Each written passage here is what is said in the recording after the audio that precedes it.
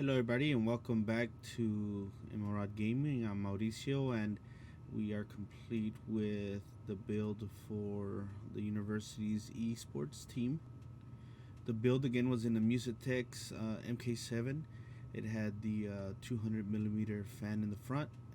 We went ahead and added an MSI Mag Series Core Liquid 240 AIO for the CPU. The graphics card is the Asus RTX 3060 with a single fan, so that way it fits nicely inside of this smaller case. The numbers were really good for the whole computer overall. Very excited for the marks that it reached, and it's definitely going to be used for what it's intended for, which is strictly a e-gaming system. Not much else is going to be going on with it, so it doesn't need a lot of anything else. That's why it does have the 16 gigabits of RAM, as we mentioned in the previous videos. So as the build was finishing, I thought about the name for it, and we're going to go with Ice Blue. I liked it because of the case was white. So the colors for the university are like a royal blue. So as you can see in the video here, you can see it glowing in the back. With that nice blue going, not the Dominator, but the Corsair Vengeance RGB Pros go really well with it.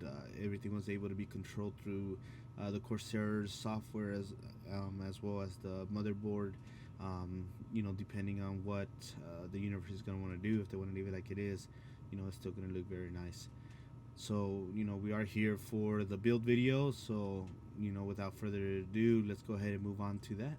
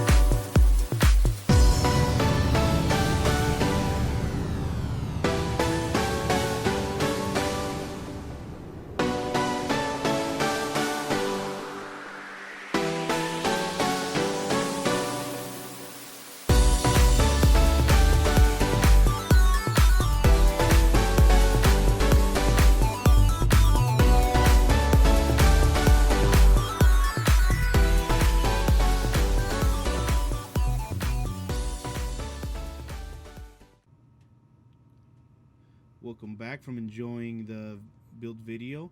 You wanted to go over just a couple of things that happened from it, from the build and afterwards, during programming and everything else. We did run our suite of 3D Mark tests. The first one up here, you see the PC Mark 10 extended. So, again, this is predominantly a gaming computer, so it won't be used for video rendering or picture editing, CAD, or anything of that nature. It's strictly going to be for, uh, you know, games that are out there that the esports team plays. But it's always still good to see, how it does. And, the score for this one was 8,336. And again, you could see here has the RTX 3060 as well as the Intel Core i7 10700K. Scores are really good. The photo scores 12,000, rendering and visualization score 14,000. So this definitely can do, more than gaming.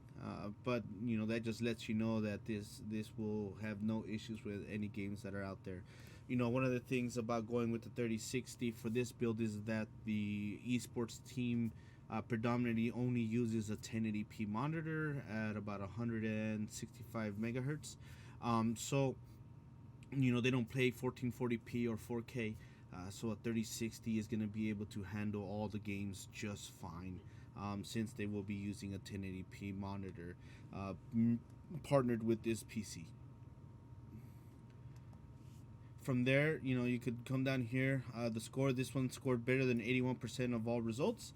It looks bad here, but it's not. It's better than 81% of the sample size for like computers, and what's above, what's below. So it's really good. Again, you can see here, we're barely into 2022. So the 22 numbers, there's nothing wrong with still using those. Here, what's above it, and not by much, about a little over 400 points. A gaming PC with a Ryzen 7 3700 and an RX 5700 XT. And then the high-end PC still is what we're looking at as an i9 10900K with a RTX 2080. Again, the 2080 generation pass was, the big dog of the playground. You had your TI, of course, and your Titan card, but the 2080 was the big deal. And this one, is just a little under 1100 points behind it. So really, it's not bad. It just shows how great the improvements that NVIDIA has been able to do with their GPUs, generation over generation. Again, premium game VC, you're talking about a Ryzen 9 with a 3950X and two 2080 Ti's, that are SLI'd. So again, this one is, about a little under 3,000 points behind that.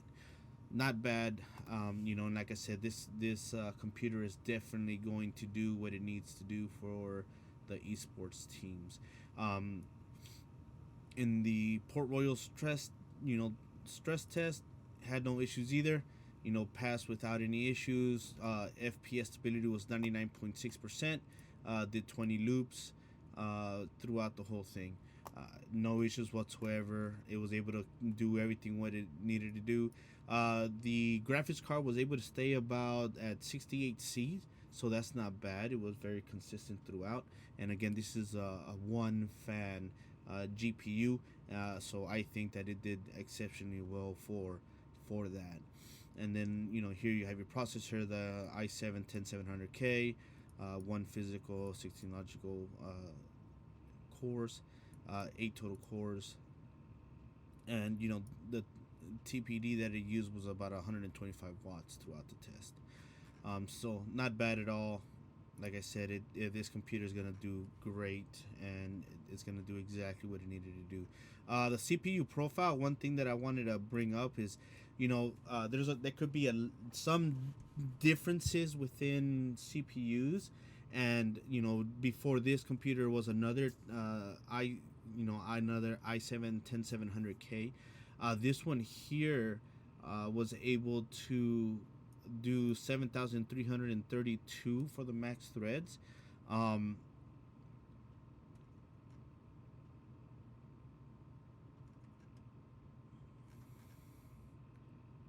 And then if we go over here, go back to the results, and then I could bring up our previous computer. Where are you at? CPU profile right here, which is too cool. and this one had 7,147. So you could see the differences in the CPUs as well. That some just are a little better than others. This one was a 10700 non overclocking, compared to the one that we got for Ice Blue that is a overclocking CPU. However, during all these tests, my K skewed CPU was not overclocked at all. It was just out the box numbers. Same thing that with what this one is. So you could clearly see differences in the same type of family of CPUs. But it was great. Like I said, everything worked out perfectly for it. The computer had no issues. Everything ran great. We could go over here to the Port Royal stress test as well, and and these were the valid test, 99.6 on the stress test as well. So very happy with that one as well. So again, here average temperature was 68°C during the stress test. The stress test is a little bit is different than the benchmarking one. It uses a lot more processing in order to get a heavier load on the computer to get these tests done. So overall, the computer did wonderful. Very happy with everything that it did, and it's going to be definitely doing what it needs to do for quite some time for the university as they continue to move their esports teams forward. So it's pretty exciting to see that. Another one that I was able to do, this one for some reason I had some inconsistencies on the two tests, but I was able to test the PCIe, and it was reading at 12.64 gigabits per second. So the motherboard is able to talk just fine to everything that's hooked up to those PCIe slots. But ultimately, that's pretty much all we have for Ice Blue as well. And I'm glad that you guys are here, and I'm looking forward to seeing you guys in the next build. So again, I'm Mauricio Rodriguez with Emerald Gaming, and I will see you in the next one.